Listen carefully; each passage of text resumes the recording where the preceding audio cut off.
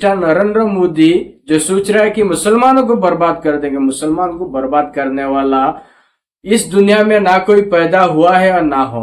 आज से हजारों साल पहले फिरौन भी आया था, उसने भी सोचा हम मुसलमान को बर्बाद कर देंगे, लेकिन मुसलमानों को बर्बाद नहीं कर पाया, वो खुद बर्बाद हो चुका है। महात्मा गांधी ने कहा था कि ये मेरा कॉन्शियंस उसको मानता नहीं, मैं इस कानून को कबूल नहीं करता हूं। तो महात्मा गांधी ने क्या किया, उन्होंने उस कानून को फाड़ दिया। तो मैं गांधी की तरह इस कानून को फाड़ता हूं, ये अनकॉन्स्टिट्यूशनल है सर। इस 1976 में उस वक्त के वजीर आजम इंदिरा गांधी लेटर लिखा, इसको आप दे दीजिए, मगर आप उसको मानने को तैयार नहीं है। तो सर हेलो गाइस, अस्सलाम वालेकुम दोस्तों, कैसे हो आप सब लोग? उम्मीद है कि खैरियत से होंगे और मैं अल्हम्दुलिल्लाह अल्लाह की मेहरबानी से दोस्तों बहुत बढ़िया हो। दोस्तों, वक्फ बोर्ड का जो अमेंडमेंट बिल है जो पास हो चुका है, लेकिन दोस्तों असदुद्दीन ओवैसी साहब ने पार्लियामेंट में जो स्पीच दिया है, जो बयान दिया है, ये सुनने का लायक है। असदुद्दीन ओवैसी ने बिल को फाड़ा भी है पार्लियामेंट के अंदर, और जो कहा है वो सुनने का लायक है। तो दोस्तों, हमेशा असदुद्दीन ओवैसी मुसलमान का नहीं, मुसलमान हो, दलित हो, पिछड़ा हो, आदिवासी हो, सबका सपोर्ट में रहता है। मतलब जो कमजोर है, कमजोर के सपोर्ट में रहते हैं। और इस वक्त हमारा मुसलमान में भी बहुत सारे लोग हैं जो इस बिल को सपोर्ट कर रहे हैं। क्यों कर रहे हैं, ये समझने का है कि हमारा मुसलमान के बीच में भी कुछ मुनाफिक है, कुछ दुगलापंथी मुसलमान है जो इस बिल को सपोर्ट कर रहे हैं। इसका कारण क्या है? तो चलिए दोस्तों, इस वीडियो को देखते हैं। वीडियो को आगे जरूर शेयर करना। अगर आप मुसलमान हो तो वीडियो को शेयर करना मांगता है। दोस्तों, यही रिक्वेस्ट है कि वीडियो को आखिर तक देखना, शेयर करना और चैनल को सब्सक्राइब करना ना भूलें। असदुद्दीन ओवैसी, बहुत बहुत शुक्रिया सर। स्पीकर सर, मैं ये वक्फ तरमीमी बिल की मुखालिफत में खड़ा हुआ हूं। किसी एक शायर ने बड़ा अच्छा कहा था, जब भी ज़मीर और ज़र्फ का सौदा हो दोस्तों, जब भी ज़मीर और ज़र्फ का सौदा हो दोस्तों, कायम रहो हुसैन के इनकार की तरह। सर, ये वक्फ तरमीमी बिल भारत के गयूर मुसलमानों के ईमान पर, इबादत पर एक हमला है। नरेंद्र मोदी की हुकूमत ने इस मुल्क की सबसे बड़ी अक़लियत के खिलाफ एक ऐलान जंग कर दिया, और ये जंग ना सिर्फ मेरे जिस्म पर है, बल्कि मेरी आज़ादी पर, मेरी समाजी और माशी मार्जिनलाइजेशन पर है, मेरी शहरियत पर है, मेरे मदरसे, मस्जिदों, खानखाहों और दरगाहों को निशाना बनाया जा रहा है। और ये हुकूमत सच्चाई को नहीं बयान कर रही है कि ये तरमीमी बिल से मुसलमानों का तहफ़्फ़ुज़, तरक्की और गुर्बत का खात्मा होगा। ये सरासर झूठ है। सर, अगर आप आइन के आर्टिकल 14 को देखेंगे तो उसमें लिखा हुआ है इक्वल प्रोटेक्शन। अब आप देख लीजिए सर के हिंदू, सिख और जैन को और बौद्ध को उनके एंडोमेंट में तहफ़्फ़ुज़ मिलेगा, क्योंकि उनका एंडोमेंट बाय यूजर बरकरार है और उनका एडमिनिस्ट्रेशन उनके हाथ में होगा। कि गैर हिंदू या गैर उनके मजहब का आदमी दान भी दे सकता है उनके लिए, और एंडोमेंट बोर्ड का तहफ़्फ़ुज़ भी मिलेगा, क्योंकि उसके ऊपर ओवरराइडिंग क्लॉज अप्लाई नहीं होगा, लिमिटेशन का कानून उस पर अप्लाई नहीं होगा। उसके बरक्स ऑपोजिट आप देख लीजिए, मुस्लिम वक्फ को वक्फ बाय यूजर निकाल दिया गया। एक मुस्लिम वक्फ की जायदाद पर कब्जा होगा, लिमिटेशन लगेगा, तो जो एनक्रोचर है, जो काबिज है, वो रातों रात मालिक बन जाएगा और एक गैर मुस्लिम वक्फ बोर्ड को एडमिनिस्टर करेगा। ये आर्टिकल 14 के इक्वल प्रोटेक्शन का वायलेशन। अब आर्टिकल 14 में सर इक्वालिटी बिफोर लॉ भी है, और उसका कैसा वायलेशन हो रहा है कि कोई आर्बिट्ररी स्टेप नहीं ले सकता, और कोई भी ऑफिशियल किसी भी तरीके से गलत आर्बिट्ररी फैसला नहीं लेगा। यहां पर आप एक डेजिग्नेटेड ऑफिसर को रखकर वो फैसला लेगा कि ये जायदाद वक्फ की है, गवर्नमेंट की है। क्या ये प्रिंसिपल्स ऑफ नेचुरल के खिलाफ नहीं है, जिसका तकर्रुर एग्जीक्यूटिव करती है? ये हमारे theory of separation of powers Bharat के आइन का बेसिक स्ट्रक्चर का हिस्सा है। क्या इसका वायलेशन नहीं है? सर, आर्टिकल 25 का वायलेशन कैसे है कि आप मुसलमानों से वक्फ यूजर छीन रहे हैं और फिर आप कर्ब कर रहे हैं वक्फ औलाद को, मगर वहीं पर दूसरे धर्म के मानने वालों को उनके मजहब पर चलने की पूरी इजाजत है। लफ्ज जो आर्टिकल 25 में इस्तेमाल हुआ सर, वो इक्वली एंटाइटल्ड, यहां पर मुसलमानों के इक्वल एंटाइटल्ड नहीं हो रहा। अभी हम गृह मंत्री का, वजीर दाखिला का यहां पर उनका हमने तकरीर सुनी, यहां पर वो ये कहते हैं, वजीर दाखिला, शायद वो कटमुल्ला की जबान ना कह दें, वजीर दाखिला कहने पर वजीर दाखिला ने अपने बयान में कहा कि बोर्ड और काउंसिल जो होगा वो माने वक्फ इस्लाम से अलग है। सर, अगर ये बात सच है आपकी, तो फिर आपको यह कानून बनाने की जरूरत ही नहीं है, आप एक नॉन स्टैट्यूटरी बॉडी बना दीजिए। ये जो कानून बन रहा है ना सर, ये आर्टिकल 26 इसका सोर्स है, और आर्टिकल 26 जब इसका सोर्स है तो आर्टिकल 26 का ABCD क्या कहता है कि रिलीजियस डिनोमिनेशन को अपने मजहब के अफेयर्स खुद चलाना, मूवेबल इमूवेबल प्रॉपर्टी को लेना और एडमिनिस्टर करना। जब हिंदू धर्म को, बौद्ध धर्म को, सिखों को यह राइट दिया गया है, तो आप कैसे मुसलमानों से छीन रहे हैं? तो यह आर्टिकल 26 का ग्रेव वायलेशन है। तो सर, अब वक्फ यूजर का मामला देखिए, मिनिस्टर साहब ने कहा कि एंक्रोचमेंट हो रहा है, 17,000 एंक्रोचमेंट हुए हैं। तो यही नरेंद्र मोदी की हुकूमत ने 2014 में उस वक्त के मंत्री ने एक Waqf properties eviction of unauthorised occupants bill को इंट्रोड्यूस किया। आपने विड्रॉ कर लिया 2024 में उसको। क्यों विड्रॉ किया सर आपने? जब आप मान रहे थे कि एंक्रोचमेंट हो रहा है तो आपने बिल को विड्रॉ कर लिया।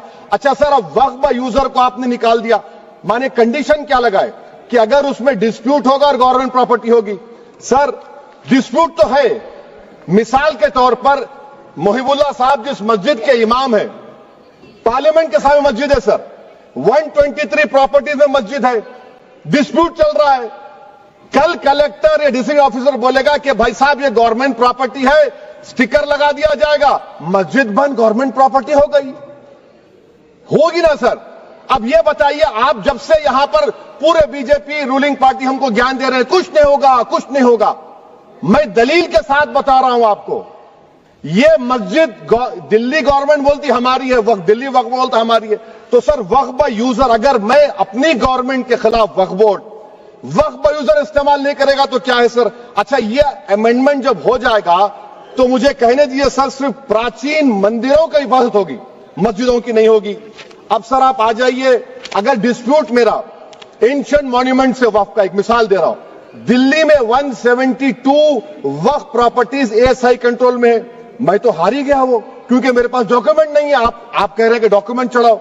अगर मेरा गवर्नमेंट से डिस्प्यूट चल रहा है, मैं तो क्लेम ही नहीं कर सकता, क्योंकि आप जज बनेंगे, आप ही फैसला करेंगे, और जब तक आप फैसला नहीं करते वो वक्फ की प्रॉपर्टी नहीं होगी। वो प्रोविजन डाल दिया आपने। अच्छा, अगर मेरा डिस्प्यूट एंक्रोचर से होगा सर, तो एंक्रोचर में तो आपने तो 107 को डिलीट कर दिया। आप रातों रात खाबिज को, एंक्रोचर को मालिक बना रहे हैं। सर, मैं ये पूछना चाहता हूं आपके जरिए हुकूमत से, एक मुंबई में एक बहुत बड़े दौलतमंद है, खोजा बरादरी का यतीम खाना था, उन्होंने 2004 या 5 में 22 करोड़ में खरीद लिया। वो केस सुप्रीम कोर्ट में कि आप उनको मालिक बनाना चाहती है लिमिटेशन एक्ट अप्लाई करके, हमको बताइए, हम जानना चाह रहे हैं। और सच्चर कमेटी ने सर 2007 में कहा कि दिल्ली के 123 प्रॉपर्टीज की मार्केट वैल्यू 6,000 करोड़ की। आज हम 2025 में आ गए, क्यों आप उन प्रॉपर्टीज के खिलाफ पड़े हुए? 1976 में उस वक्त के वजीर आजम इंदिरा गांधी लेटर लिखा, इसको आप दे दीजिए, मगर आप उसको मानने को तैयार नहीं है। तो सर, और एक जो झूठ फैलाया जा रहा है, management empowerment efficient development. Sir, this bill takes any management from the hands of Muslims, disempowers the waqf in comparison to any other stakeholder, takes away the efficiency of administration and hampers development. Waqf disempowerment in the name of efficiency, inefficiency is being created. The progress of development from pre-independence till today sought to be destroyed. Sir, अभी हमारे home minister साहब ने फजल पुकाया case का जिक्र किया। Sir, मैं आपसे गुजारिश करूंगा कि होम मिनिस्टर जरा अच्छे लोगों को रखकर इंफॉर्मेशन ले, फजल पुकैया का ऑबिटर क्या है? इट इज ऑबिटर, वो रेशो डेसेंडेंटाई नहीं है जो आपने कहा है। अच्छा सर, शेड्यूल ट्राइब के बारे में कहा, क्या शेड्यूल ट्राइब में मुसलमान नहीं होते? शेड्यूल कास्ट में नहीं होता मुसलमान, शेड्यूल ट्राइब में मुसलमान होता। तो क्या आर्टिकल 25 मेरा चला गया, आर्टिकल 26 चला गया, आर्टिकल 14 चला गया, 15 चला गया, 29 चला गया? लक्षद्वीप का एक मुसलमान एमपी है, क्या उसको राइट नहीं है क्योंकि ट्राइबल है? क्या कह रहे हैं आप? इस ऐवान को क्यों गुमराह कर रहे हैं आप शेड्यूल ट्राइब के नाम पर?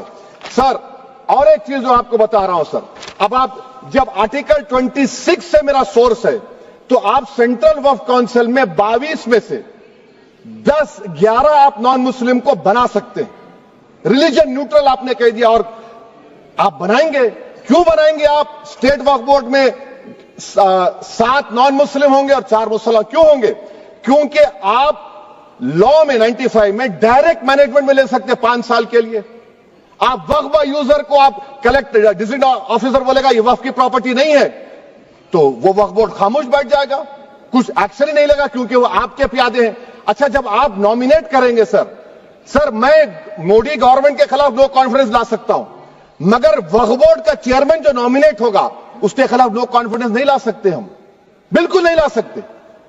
क्या मजाक है बताइए आप? ये डेमोक्रेसी है। नॉमिनेट भी स्टेट गवर्नमेंट करेगी, वो अगर डिक्टेटर बन जाएगा जैसा आज भारत में हो रहा है तो वो भी नहीं हटेगा। कम से कम यहां पर तो इलेक्शन है, वहां पर तो आप 5 साल झेलते रहो उसको। अच्छा सर, अब ये जो क्लॉज 11 और क्लॉज 9 आप 16AA से देखिए, where the qualification of the members of the board has been limited only to 3 categories contained in 14(1)(c).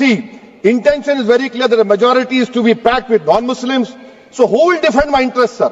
If I cannot depend on the state waqf board, central waqf council, which are going to comprise non-Muslims, this in itself is a clear violation of Article 26, 14 and 15, sir. अच्छा sir, CO पहले 95 act में था कि word मुस्लिम, आपने गायब कर दिया उसको। अरे आखिर क्यों इतनी नफरत है आपके लफ्ज मुसलमान से? अच्छा, फिर क्या कह रहे हैं आप कि ये भी आर्टिकल 26 का वायलेशन है। सब जितने हिंदू धर्म के प्रॉपर्टीज है, सिख धर्म के हैं, बौद्ध के हैं और आपके जैन के, वहां पर उन्हीं के मजहब का ऑफिसर होगा, और कहां पर नहीं होगा? वक्फ बोर्ड में। Waqf board is a pure religious institution, इसको समझने की जरूरत है। तो आप ये कर दे रहे हैं सर। अच्छा सर, आप देखिए, अब आप आ जाइए ये ट्राइब्यूनल पर। मुझे समझ में नहीं आया सर कि हमारे होम मिनिस्टर वजीर दाखिला ने क्या कह दिया कि 2013 का जो कानून है वो नहीं बनता तो हम नहीं लेके आते। मैं बड़े अदब के साथ उनसे पूछना चाह रहा हूं कि क्या उस वक्त राजनाथ सिंह साहब, अडवाणी साहब, हमारी लेट सुषमा स्वराज, ये बड़े बड़े नेता यहां बैठे थे? आपने यूनानिमस उस कानून को पास करवा दिया। कीर्ति आजाद थे उस वक्त, अब यहां बैठे हैं वो टीएमसी में। तो क्या आप गलत थे या वो गलत थे? हमको बता दीजिए, आप बता दीजिए। क्योंकि अगर अडवाणी आपके लिए बहुत बड़ा नेता है, मेरे लिए नहीं हो सकते, आपके लिए आपने पद्मश्री दिया उनको। मोहतरमा सुषमा स्वराज की जबरदस्त तकारीर का मैं कायल हूं, वो बैठकर उस 2013 को यूनानिमस पास कर दिए। मुझे कंफ्यूजन है कि क्या अमित शाह, नरेंद्र मोदी बड़े हैं या अडवाणी बड़े? आपके लिए आप तय कर लीजिए। अच्छा सर, आपके tribunal sir, railway Clements tribunal, NGT tribunal, income tax, वैसे 14-15 ट्राइब्यूनल है, हिंदू एंडोमेंट का ट्राइब्यूनल, सबका अपील नहीं होती, रिव्यू होता है। गृह मंत्री सरकार कह रही है कि नहीं, रोक दिए, रोक लगा। कैसे रोक लगाते हैं? रिव्यू और अपील में तो फर्क होता है ना सर। आप ही कह रहे हैं कि पूरे कोर्ट्स में बैकलॉग है और आप अपील कर रहे हैं। अच्छा सर, रिटायर्ड डिस्ट्रिक्ट जज 95 में सिटिंग डिस्ट्रिक्ट जज था, जो एडमिनिस्ट्रेटिव कंट्रोल था सीजीआई साहब, उसको निकाल दिए। अच्छा सर, अब आप अभी हमारे मंत्री साहब ने कहा trust, sir Shri Sai Baba trust 2004, वो ये कहता है जो ऑफिसर उसमें काम करता उसको साई बाबा का डिवोटी होने चाहिए और उसको डिक्लेरेशन लिख के देना पड़ेगा। यहां पर हो रहा तो यहां पर क्यों नहीं हो रहा? अच्छा सर, आप फिर देख लीजिए, ये आपका हो गया सर। अब अमित शाह साहब ने सेक्शन 2A के बारे में कहा और उन्होंने इस बात का इकरार कर लिया कि दाऊदी बोहरा के लिए यह बनाया गया है। मगर मैं आपके जरिए से गवर्नमेंट से पूछना चाह रहा हूं, आपने तो उस प्रोवाइजो में दाऊदी बोहरा का नाम ही नहीं लिखा। आपने उनको भी थैंक यू कर दिया, उनका नाम क्यों नहीं लिखा आपने? और सर, और गवर्नमेंट क्या कर रही है? आप मुस्लिम समाज में जो जो जो बेकार किस्म के लोग हैं उनको एक रास्ता बना रहे हैं, एग्जिट दिखा रहे हैं कि तुम्हें वक्त से बचना है तो तुम्हें ट्रस्ट बना लो। ये क्या कर रहे हैं सर आप? कम से कम उन दाऊदी बोरा को आप दे देते। अच्छा sir, clause 3V section 36 clause 18 देख लीजिए। Oral waqf, oral appointment has sought to be discontinued even though it is recognized practice in Islam. Muslim personal law has recognized oral waqf and 1937 Shariat Application Act. Sir आप clause 39 पर आ जाइए। 5 साल के लिए मुसलमान, मैं किरण रिजिजू से पूछना चाहता हूं सर, दाढ़ी रखे तो मुसलमान प्रैक्टिसिंग है या क्लीन शेव आपकी तरह है? तो बताइए हमको, प्रैक्टिसिंग क्या होगा? अच्छा, किसी को पकड़ के मॉब लिंच कर दिया और बोले कि JSR का नारा लगाया, और वो JSR का नारा लगाया तो क्या मुसलमान रहेगा? नहीं रहेगा। या फिर देश के प्रधानमंत्री ने कहा था कपड़े देखकर पहचानो, तो क्या कपड़े देखकर आप कह देंगे? अच्छा, अगर कोई हिंदू, अगर कोई क्रिश्चियन हिंदू धर्म कबूल करता है तो क्या वो मंदिर को नहीं दे सकता प्रॉपर्टी? फिर भारत के संविधान में आर्टिकल 300 क्यों है सर? राइट टू इक्वालिटी क्यों है? फ्रीडम ऑफ रिलीजन क्यों है? 5 साल कहां से लाएंगे? अच्छा सर, और एक चीज सर, और एक चीज मैं आपको बोल के खत्म कर दूंगा सर। इस बिल में वक्फ औलाद का सर, इसमें आप देखिए clause 432, the creation of waqf aulad shall not result in denial of inherent rights to heirs including women heirs और the waqif on the right of person. Sir, ये आर्टिकल 25 का वायलेशन है, शरीयत एप्लीकेशन एक्ट 37 का वायलेशन, आर्टिकल 300A का violation है। अच्छा, हिंदू धर्म में सेल्फ एक्वायर्ड प्रॉपर्टी को एक हिंदू, अब उसके फर्ज के 2 बच्चे हैं, वो एक को अपनी पूरी दौलत दे सकता है, कोई रोक टोक नहीं है। वो कहेगा नहीं मैं घर के बच्चों को नहीं दूंगा, मोहल्ले के गरीब को दे दूंगा, वो भी कोई रोक टोक नहीं है। वहां पर आपको बच्चों की फिक्र नहीं है। जब मैं अपनी प्रॉपर्टी को अल्लाह को मालिक बनाकर दे रहा हूं, आप कह रहे बच्चों की फिक्र नहीं है। इतनी मोहब्बत आप बिल्किस बानो से दिखा देते तो आपके लिए दुआएं देती आपके लिए। तो सर, आप दूसरी बात आप देख लीजिए सर, आखिरी बात कहकर मैं अपनी बात को मुकम्मल कर रहा हूं सर। नहीं खैर, मैं मुकम्मल कर रहा हूं। स्पीकर साहब बहुत टाइम दे दिए। सर आप देखिए, इसमें अमित शाह साहब बोले कि इतनी प्रॉपर्टीज का कब्जा हुआ, चोरी हुई, ये हुआ। सर, क्लॉज 2652A सेक्शन, अगर कोई प्रॉपर्टी बेचता है, 2 साल की सजा थी, आपने क्या कर दिया? उसको 6 महीने कर दिया। नॉन बेलेबल था, आपने बेलेबल कर दिया। सेक्शन 40 की बात करते हैं। सेक्शन 40 में सर हमको जो ज्वाइंट वर्किंग कमेटी का जो नोट्स दिए, उसमें मिनिस्ट्री ऑफ माइनॉरिटी अफेयर्स ने कहा कि 30 साल में 515 केसेस सेक्शन 40 के, और सिर्फ 8 लोग कोर्ट को गए। वक्फ यूजर का कानून तेलंगाना आंध्रा में है, सेक्शन 40 का कानून तमिलनाडु 63 है, आंध्र प्रदेश में 43 है। और सर आप डायरेक्शन दे रहे हैं। अच्छा, क्लॉज 4218B देखिए सर, आप रूल बना रहे हैं, कोऑपरेटिव फेडरलिज्म के खिलाफ है, इतना रूल बना रहे हैं। और आखिर में सर मैं आपको बताना चाह रहा हूं स्पीकर साहब, ये बिल का मकसद सिर्फ मुसलमानों को जलील और रुसवा करना है, मुसलमानों को दूसरे दर्जे का शहरी बनाने का इनका मकसद है। सर अगर आप हिस्ट्री को पढ़ेंगे तो महात्मा गांधी उस वक्त के व्हाइट अफ्रीका में सफेद फार्म अफ्रीका के कानून को महात्मा गांधी ने कहा था कि ये मेरा कॉन्शियंस इसको मानता नहीं है, मैं इस कानून को कबूल नहीं करता हूं। तो महात्मा गांधी ने क्या किया? उन्होंने उस कानून को फाड़ दिया। तो मैं गांधी की तरह इस कानून को फाड़ता हूं। ये अनकॉन्स्टिट्यूशनल है सर। इस देश में झगड़े पैदा करने का काम बीजेपी करना चाहती है मस्जिद और मंदिर के नाम पर, इसीलिए मैं इसका कंडेम करता हूं। और मैं आपसे गुजारिश करता हूं कि मैंने अपने 10 अमेंडमेंट दी है, आप इसको कबूल करिए सर, मुझे बोलने का मौका दीजिए और उस पर डिवीजन का मैं डिमांड भी करूंगा। Thank you sir. दोस्तों, मिस्टर असदुद्दीन ओवैसी साहब ने बिल को फाड़ दिया है। थोड़ा बहुत सुकून दिल को मिला, लेकिन कोई फायदा नहीं है, क्योंकि दोस्तों ये जो मिस्टर नरेंद्र मोदी है, ये सोच रहा है कि हमने ये बिल लाकर मुसलमान को बर्बाद कर देंगे, मुसलमानों की जमीन को हड़प लेंगे। लेकिन यह सोच बहुत गलत है, क्योंकि दोस्तों ये जो बिल लाया है ये मुसलमानों का खिलाफ तो है ही, और साथ में मिस्टर नरेंद्र मोदी जो सोच रहा है कि मुसलमानों को बर्बाद कर देंगे, मुसलमान को बर्बाद करने वाला इस दुनिया में ना कोई पैदा हुआ है और ना होंगे। क्योंकि आज से हजारों साल पहले फिरौन भी आया था, उसने भी सोचा हम मुसलमान को बर्बाद कर देंगे, लेकिन मुसलमानों को बर्बाद नहीं कर पाया, वो खुद बर्बाद हो चुका है। तो आज के दिन में जो सोच रहा है कि हम मुसलमान को बर्बाद कर देंगे, वो खुद बर्बाद हो जाएगा, मुसलमानों को बर्बाद नहीं कर सकता है। और मुसलमानों के ऊपर थोड़ा बहुत तकलीफ होगा, थोड़ा बहुत मुसीबत है, लेकिन कुछ दिन के लिए, कुछ टाइम के लिए। और ये सब हो रहा है हम मुसलमानों के बीच में, देखने में सुनने में लगता है ये लोग मुसलमान हैं, लेकिन ये लोग सबसे बड़ा मुनाफिक है।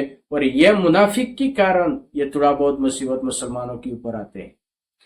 तो दोस्तों और बहुत कुछ मैं बोलना चाहता हूं, लेकिन बोल नहीं पा रहा हूं। इस वीडियो को लेकर आपका क्या ख्याल है, हमको जरूर कमेंट सेक्शन में कमेंट करके बताना। वीडियो को आगे जरूर शेयर करना, चैनल को सब्सक्राइब करना ना भूले। चलिए दोस्तों, मिलता हूं किसी और एक वीडियो को लेकर, तब तक के लिए अल्लाह हाफिज।